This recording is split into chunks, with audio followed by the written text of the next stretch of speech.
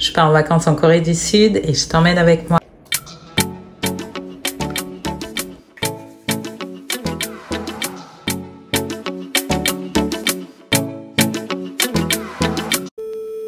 Direction l'aéroport Charles de Gaulle, j'ai pris un vol Air France. C'est un vol direct qui fait à peu près 12 heures. Bon, le temps est passé assez vite, j'ai bien mangé, il y avait pas mal de films, de podcasts. Donc voilà, ça s'est bien passé dans l'ensemble. Arrivé à l'aéroport Incheon. Alors, je n'ai pas pris de carte de SIM parce que depuis le 23 juillet, Free propose 35 Go gratuits. J'étais trop contente avant de partir. Par contre, j'ai retiré mon argent. Je trouve ça beaucoup plus intéressant de retirer sur place plutôt que de changer l'argent. Ensuite, j'ai récupéré la carte T-Money qui permet de prendre les transports dans toute la Corée et ça sert aussi de moyen de paiement dans certains endroits. Direction l'hôtel, je suis arrivée assez tôt, donc c'était trop tôt pour faire le check-in. J'ai juste laissé mes bagages et je suis allée visiter un ancien palais. Donc le palais était super grand, j'ai eu le temps de faire tout le tour et ensuite j'ai pu assister à la relève de la garde. C'était assez impressionnant. Ensuite, je suis retournée à l'hôtel. J'avais fait tout le trajet à pied. J'ai pu récupérer la chambre. Je me suis posée et je suis ressortie vers le marché de nuit pour goûter toutes les spécialités. C'était super bon. Alors, il y a des choses que j'ai pas osé prendre, j'avoue, mais il y en a d'autres que j'avais trop envie de goûter. Un peu pimenté, les tteokbokki, mais bon, c'est pas grave, j'ai quand même goûté. Et ma journée s'est terminée ainsi. Jour 2 en Corée du Sud, deuxième jour à Séoul, premier arrêt dans un palais. Visite d'un quartier historique vieux de plus de 600 ans, un village Hanok. On a flâné dans les ruelles.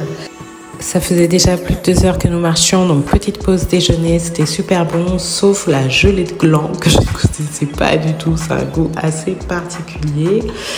Ensuite, nouvelle visite d'un palais. Alors ne faites pas la même erreur que moi. En fait, j'ai découvert qu'il y avait un pass pour visiter plein de palais. Bon, les visites de palais ne sont pas très chères, hein, mais il y a un pass, ça vous reviendrait moins cher. Direction Iwa Village qui est assez en hauteur et connu pour le street art. Nous avons visité les rues, vu le street art et nous avons profité pour faire une petite balade à Nangsan Park qui est juste à côté. Nous sommes redescendus pour voir une porte et après nous avons pris le métro. J'avais trop mal aux pieds. On a quand même tout fait à pied. Nous nous sommes posés à l'hôtel pour ressortir plus tard.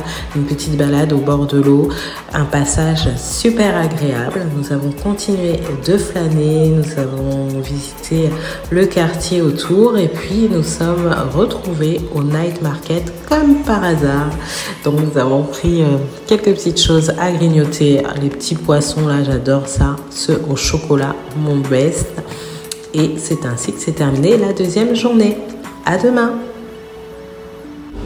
Jour 3 en Corée du Sud, toujours à Séoul. Je me suis réveillée avec une alerte sécurité. L'alerte disait tout simplement qu'il allait faire très chaud et c'est la première fois que je voyais l'alerte, mais en fait il y en a très souvent. Nous avons quitté la chambre assez tard, donc la première chose qu'on allait faire, c'est manger notre premier barbecue coréen en Corée. C'était vraiment délicieux. Une fois terminé, nous avons pris le métro. L'objectif, c'était d'aller voir une cascade. Je me suis trompée. On a dû faire demi-tour. Finalement, on a pris un bus. On s'est encore trompé. Mais bien arrivé à cette cascade, il y a un café si vous souhaitez vous poser au-dessus. Ce que je vous conseille de faire, traverser la rivière pour faire la petite balade dans le parc qui est au-dessus et qui est très joli. Nous avons repris le bus pour aller sur Mont Nansan. En fait, je voulais vraiment faire Mont Nansan à pied, mais il était déjà assez tard et je voulais voir le coucher de soleil à la N Tower. Donc, le bus nous a emmenés directement tout en haut. Nous avons pu regarder les vues, monter à la N Tower. C'est très joli. Alors, j'étais assez surprise quand je suis allée aux toilettes. Nous avons pu voir le coucher de soleil et puis voir la vue de nuit. Nous avons repris le bus pour aller dans un spot où parfois les personnes pique-niquent et il y a un spectacle de jet d'eau. Le spectacle a lieu toutes les demi-heures le soir et à côté il y a aussi des petits bateaux si vous le souhaitez. Nous sommes repartis chercher à manger. Là, c'était en mode street food, corn dog. On a testé du bœuf braisé. Ah, ce bœuf, franchement, une pépite. Petite brochette aux fruits, j'adore ça. Petit FaceTime avec les enfants, vous l'avez remarqué, ils ne sont pas avec nous, donc petit FaceTime quotidien. Ensuite, nous sommes ressortis pour prendre de quoi grignoter parce que demain, on change de ville et le trajet en bus est assez long. Retour à l'hôtel pour faire les valises et je vous dis à demain pour découvrir notre nouvelle destination. Jour 4 en Corée du Sud, nous partons de Séoul en direction d'Andong. Pour se faire direction la gare routière, j'avais acheté les billets avant de partir en Corée du Sud. Il a juste fallu les récupérer sur la machine. On avait acheté de quoi manger dans un convenience store, mais il y a tout ce qu'il faut dans la gare routière, mais vraiment tout. Prévoyez 1 heure à l'avance pour vous repérer. Le bus était assez confortable. C'était pas un bus premium, mais pourtant il était très bien. Arrivé à Andong, on a trouvé un bus assez facilement pour arriver à l'hôtel. Après avoir fait le check-in, nous avons posé les valises et nous sommes repartis en direction du musée du soju et de la nourriture. Un musée gratuit et super bien fait. La nourriture est très bien reproduite. Prévoyez juste votre traducteur parce qu'il y a peu de choses écrites en anglais. Ensuite, nous sommes repartis vers le théâtre d'Andong. Il y a un festival de masques. Cette ville est assez connue pour ses masques. Le festival a lieu au mois d'octobre. Mais même si vous y rendez avant, il y a plein de masques sur la place. Nous sommes repartis en direction d'un pont, la plus longue passerelle en bois de Corée du Sud. Ce pont est magnifique, surtout la nuit. Vous allez voir les vidéos. Au-dessus du pont, il y a une petite balade avec un ancien village. Et le soir, c'est super animé, c'est super joli. Vous avez des petits bateaux lunes si vous souhaitez. Et la vue du pont qui est magnifique. Alors, il y a très peu de bus, donc il y a des taxis. Ça coûte très peu cher. Ça nous a coûté 5 € le taxi pour rentrer. Nous sommes allés manger petite glace pour finir la journée et je vous dis à demain pour la suite.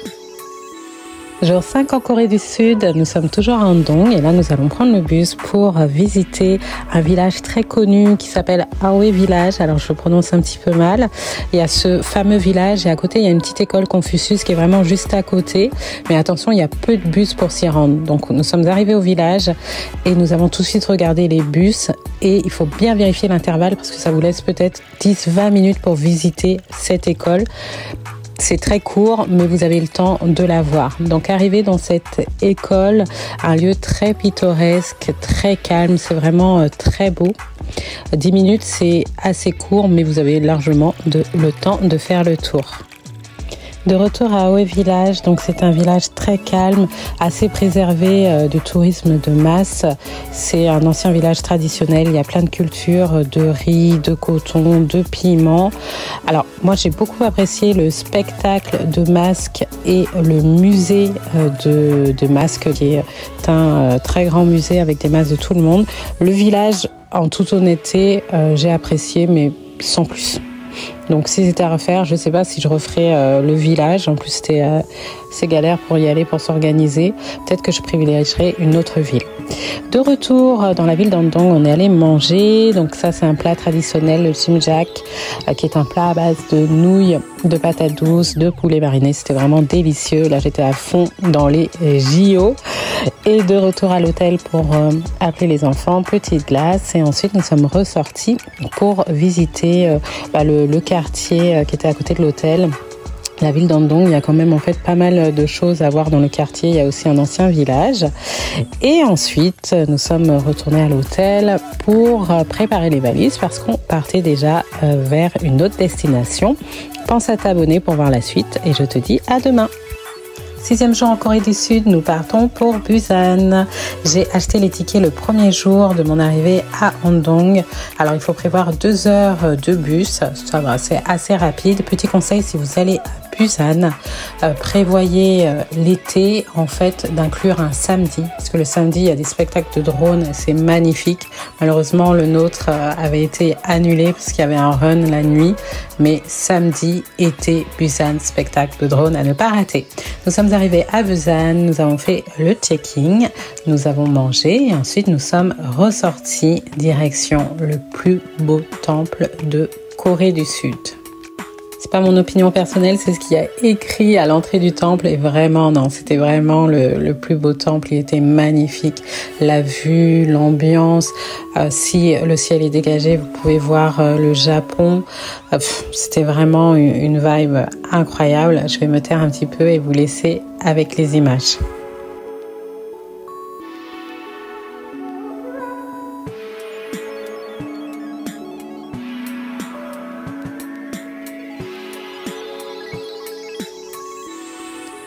Nous avons pris ensuite le tram pour nous diriger vers le plus grand marché aux poissons.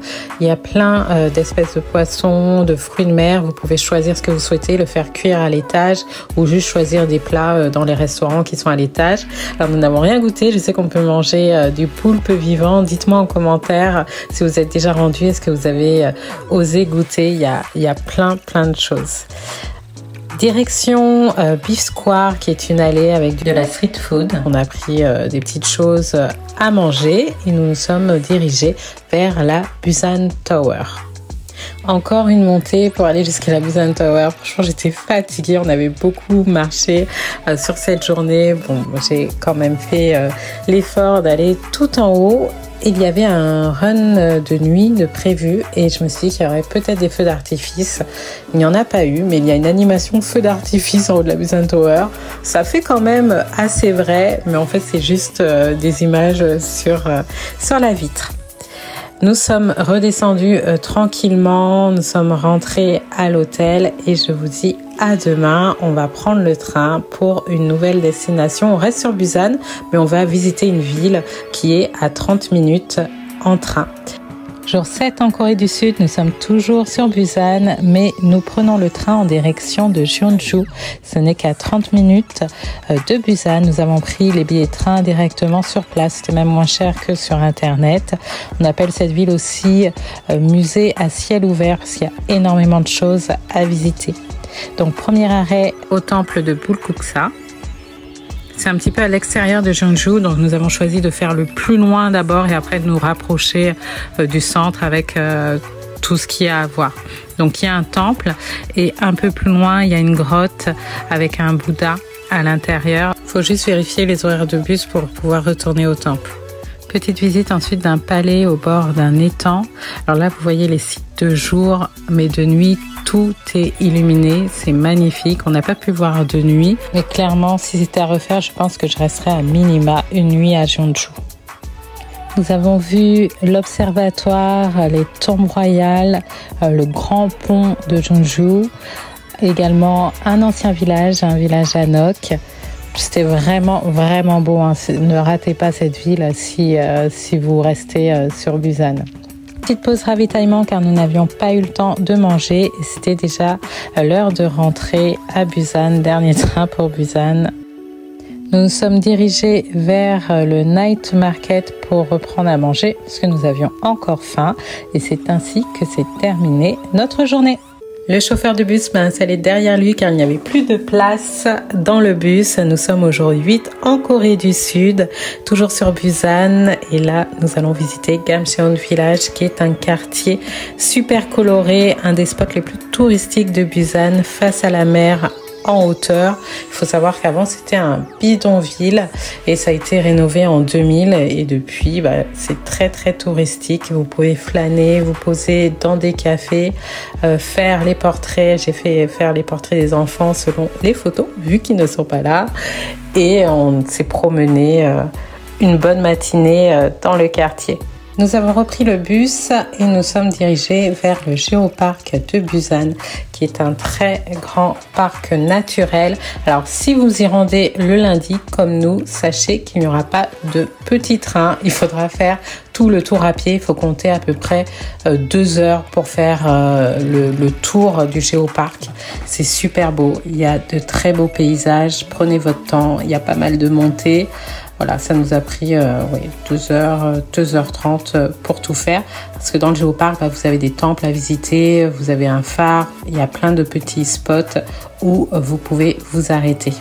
Direction maintenant la plage de Hyundai. Ce n'est pas possible d'aller à Busan sans aller sur la plage et voir un petit peu la vie nocturne sur la plage. C'est super sympa. Et après avoir flâné sur la plage de Yaoundé, nous sommes rentrés à l'hôtel, nous sommes posés. Donc là, vous voyez les deux petits portraits que j'ai fait pour les enfants. Moi, je trouve que c'est super ressemblant, mais bon, on verra leur réaction. Et nous sommes allés manger du poulet au barbecue. Nos 3 nuits à Busan sont terminées. Demain, on prend l'avion vers une nouvelle destination. C'est pas du tout comme dans les K-dramas, ils m'ont menti. C'est ce que je me suis dit en arrivant sur l'île de Jeju. Jour 9 en Corée du Sud, nous sommes partis de Busan jusqu'à l'île de Jeju en avion. Avant cela, nous avons fait un petit peu de shopping. Nous sommes allés manger. C'était la cantine, le restaurant de l'hôtel. Super rapport qualité-prix. Ça nous est revenu à peu près à 10 € pour 2. Et en fait, il y avait un hôpital à côté de l'hôtel et même le personnel médical venait manger dans cette cantine. C'était à volonté et puis cuisine coréenne, super bon. Nous avons pris le train, nous sommes arrivés à l'aéroport de Busan. J'avais réservé les vols avant de partir en Corée du Sud, des vols Korean Airlines, parce que je pouvais ainsi garder les valises. Un petit mot sur l'île de Jeju, si vous avez l'occasion, louez une voiture. Ça vous permettra de visiter tous les recoins de l'île. Par contre, il vous faut un permis international. Il faut faire la demande sur Internet. Alors nous avions fait la demande. Il faut faire plus de 4 mois. On avait fait la demande pile à 4 mois. Et notre permis est arrivé pendant qu'on était en vacances. Donc du coup, on a pris des bus. C'est tout à fait faisable. Mais on aurait pu voir beaucoup plus de choses si nous avions loué une voiture. Nous avons fait le checking à l'hôtel. Nous sommes allés manger. Et puis vous voyez, nous sommes arrivés sur une grande rue commerçante. Et moi, je m'attendais à des ports, des petits paysages pittoresques, pas du tout. Ensuite, petite visio avec mon reporter préféré des JO. Et je vous dis à demain. Ce sera de loin une des meilleures journées que j'ai passées en Corée du Sud. Je vous ai prévenu, louer une voiture si vous ne souhaitez pas vous galérer 1 heure debout dans les transports sur l'île de Jeju. Nous sommes au jour 10 en Corée du Sud, donc sur l'île de Jeju, mais nous avons vite oublié cette petite galère lorsque nous sommes arrivés sur le site de Seongsan, un site incroyable tout à l'est de Jeju. Des paysages magnifiques, comme vous voyez, c'est assez volcanique. L'île de Jeju est aussi appelée l'Hawaï coréen. Sur ce site, vous avez 2 sentiers, un payant qui vous permet d'aller jusqu'au sommet, bon c'est pas très cher, et un gratuit qui vous permet de descendre jusqu'aux plongeuses. Ces plongeuses qui sont très connues, les plongeuses de l'île de Jeju, qui plongent jusqu'à 10 mètres en fait, sans masque, et parfois elles ont plus de 70 ans, ces femmes, c'est incroyable. J'avais vu un reportage et je trouve ça juste fou de pouvoir voir ça en vrai. Elles pêchent souvent, donc la plupart du temps, des ormeaux. Les ormeaux que nous avons pu goûter, des ormeaux crus. Alors je les préfère cuits, mais j'ai quand même goûté crus. Et après, vous avez le spectacle des plongeuses, donc qui est à 14h pile. Elles font une petite démonstration de danse avec leur filet. Et après, on les voit plonger. C'est incroyable. Nous avons ensuite repris le bus pour nous diriger vers le mémorial dédié à la légende de 3 demi-dieux qui auraient fondé l'île de Jeju. En y allant, nous sommes arrêtés sur la Noodle Street car nous avions avalé que des ormeaux crus et un petit jus de mandarine. Jeju étant connu pour ses mandarines très sucrées. Nous avons mangé un petit plat de nouilles très très bonne et nous sommes arrivés sur le site donc de la légende des 3 demi-dieux. Il serait arrivé sur Terre et donc aurait fait en arrivant les 3 trous qu'on voit dans l'herbe. Nous avons repris le bus et sommes redescendus vers la plage d'Iho. Nous avons vu le coucher de soleil. Alors on a fait beaucoup de bus, mais on a pu voir vraiment toute la côte. C'était vraiment magnifique. Les trajets étaient très très longs. On a bien dû faire 2-3 heures de bus, je pense, sur cette journée. Ensuite, nous sommes arrivés dans un night market, le Dongnoem Traditional Market. Il était blindé de monde, mais je comprends pourquoi. C'était assez animé. L'animation des vendeurs de langoustes, elle était assez fun. Il y avait plein d'autres choses à manger, que ce soit viande, poissons, légumes. C'était super animé, super sympa. On a pris quelques petites choses à manger qu'on a dégustées sur place et nous sommes rentrés ensuite tranquillement à l'hôtel. Et je vous dis donc à demain. Demain, normalement, je ne fais rien. C'est la journée de mon anniversaire. J'espère que je n'aurai pas à chercher les trajets. Qu'est-ce qu'on fait aujourd'hui? Par où on passe? Normalement, monsieur a tout organisé. À demain. Aujourd'hui, je ne m'occupe pas de l'itinéraire, je ne fais rien, c'est mon anniversaire. Monsieur a réservé une petite excursion sur Get Your Guide, jour 11 en Corée du Sud et nous sommes toujours sur l'île de Jeju. Premier arrêt sur le mont Halla, la plus haute montagne de Corée. Deuxième arrêt pour admirer les falaises de lave. Troisième arrêt dans un site appelé l'étang de Dieu où on peut admirer 3 cascades. Nous avons choisi d'aller voir la plus éloignée d'abord, la 3e cascade. Ensuite, la première. Et ça, c'est la 2e cascade. 4e arrêt au temple Bomunsa. Nous avons fait ensuite une petite rando d'1 heure sur la montagne Songaksan. Nous sommes arrêtés déjeuner également. Et pour finir, nous sommes arrêtés au musée boutique du thé vert où on peut prendre un petit café ou un thé matcha avec des pâtisseries au thé matcha. Je déteste le matcha. Je ne sais pas comment font les gens pour aimer ça, mais je ne supporte pas le goût. C'était une superbe excursion, donc on a vu pas mal de sites de l'ouest et du sud de Jeju et c'est super agréable de ne pas avoir à choisir l'itinéraire. Nous sommes rentrés à l'hôtel et ensuite nous sommes ressortis vers l'Arboretum Night Market, un night market trop mignon. Dommage, il y avait pas mal de food trucks fermés, mais sinon le site incroyable. Nous sommes rentrés et j'ai soufflé mes bougies. Je vous dis à demain. Demain, je vais voir un hôtel très connu des amateurs de K-drama. Si je vous dis Hermès, est-ce que ça vous parle? Aujourd'hui, je vais aller voir l'hôtel du fameux K-drama King's Land, l'Empire du Sourire. Nous sommes au jour 12, toujours en Corée du Sud et nous sommes sur l'île de Jeju. Si vous avez déjà vu ce drama, vous connaissez ce fameux hôtel. La série a en fait été tournée dans un hôtel tout au sud de l'île de Jeju qui s'appelle le Parnasse Hotel. Juste l'intérieur, car l'extérieur en fait a été inspiré de l'hôtel du Grand Hyatt à Séoul. Je ferai un TikTok, je vous montrerai l'extérieur à l'occasion. Mais là, comme vous voyez, ce n'est pas le Parnasse qui a inspiré l'extérieur de la série. Après avoir vu l'intérieur de l'hôtel, nous avons contourné l'hôtel. Il y a une super balade qui amène à une plage, avec des super vues tout au long de la balade. Et en fait, il y a un sorte de complexe touristique. Dans cette zone, il y a plein d'hôtels et il y a pas mal de petits musées et d'attractions touristiques. Donc, nous avons beaucoup marché et nous avons choisi de faire un sorte de musée de l'illusion, mais qui est beaucoup plus grand, moins cher et je trouvais plus intéressant que le vrai musée de l'illusion. Il y avait beaucoup de choses à faire, c'était super sympa, on s'est bien amusé. Au même endroit, vous avez la possibilité de faire du kart également. Après avoir fait tout ça, nous avons repris le bus, nous sommes rentrés, nous sommes allés manger. On a enfin testé le chicken and beer coréen. C'est notre dernière nuit sur l'île de Jeju. Demain, nous reprenons l'avion. Je vous dis à demain pour de nouvelles aventures. Les bagages dans le coffre du taxi avec le coffre grand ouvert. C'est ainsi que nous sommes allés vers l'aéroport de l'île de Jeju. Jour 12 en Corée du Sud. C'était notre dernier jour sur Jeju. Bye bye Jeju. Nous avons pris un vol Korean Airlines qui s'est très bien passé.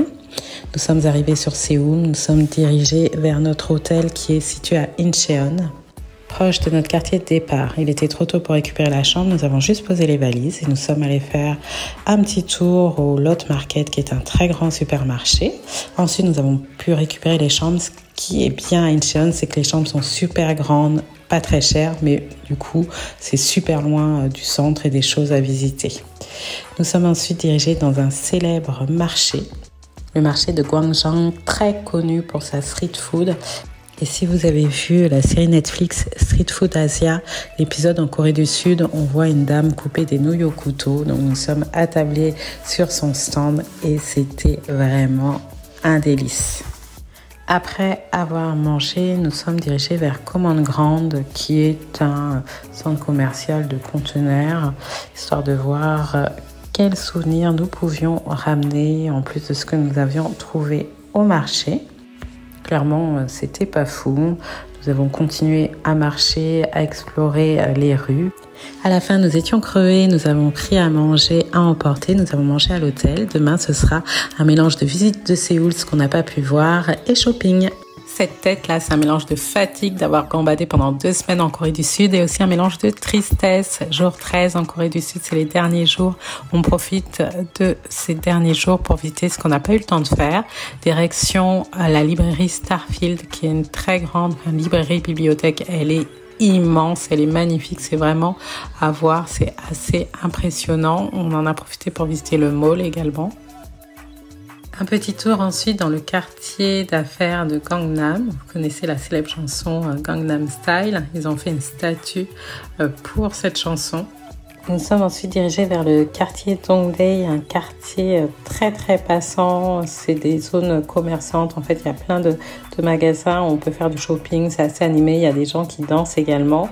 Vous avez le Nike Hongdae où vous pouvez personnaliser les habits que vous achetez. C'est super sympa. Vous choisissez pantalon ou t-shirt et vous choisissez les logos que vous souhaitez mettre. Nous avons continué à flâner, à faire du shopping. Nous sommes allés dans le fameux magasin Daiso. Il y a plein de choses à 1000 won, c'est-à-dire 67 centimes. C'est assez impressionnant. En parlant de shopping, pensez à montrer votre passeport quand vous allez dans des magasins tels que Olivia Young ou d'autres magasins parce que vous pouvez avoir la taxe que vous ne payez pas. Sinon, il y a également une machine à taxe à l'aéroport pour récupérer votre TVA. On a fait la fameuse activité photo booth. Je pouvais pas partir de Corée sans l'avoir faite. Nous avons récupéré notre argent qui était sur la T-Money. Vous pouvez récupérer le solde moyennant 60 centimes de frais. Nous avons mangé notre dernier barbecue et le lendemain, c'était déjà l'heure de reprendre l'avion. Petit vol qui s'est très bien passé. Enfin, petit vol, on est sur du 12-13 heures. Content de revoir mes enfants quand même. En tout cas, c'était une super belle destination. Merci d'avoir suivi l'aventure.